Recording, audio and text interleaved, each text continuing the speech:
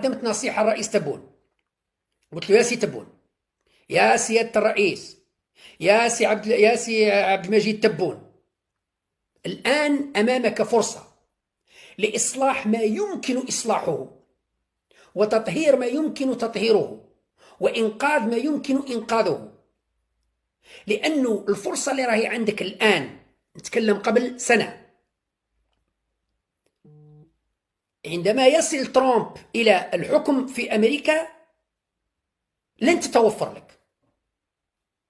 والله هذا الكلام قلته والمقاطع موجودة، الكلام هذا قلته والفيديو موجود، ولا تحبوا ننزل لكم مقاطع ننزل لكم، ما عنديش مشكل، موجودين، أرشيف موجود. قلت أنه الفرصة اللي راهي عندك يا سي تبون أنت ومن معك الآن، أقصد يعني قبل سنة وزيادة، لن تتوفر لك بعد وصول ترامب إلى الحكم. لماذا؟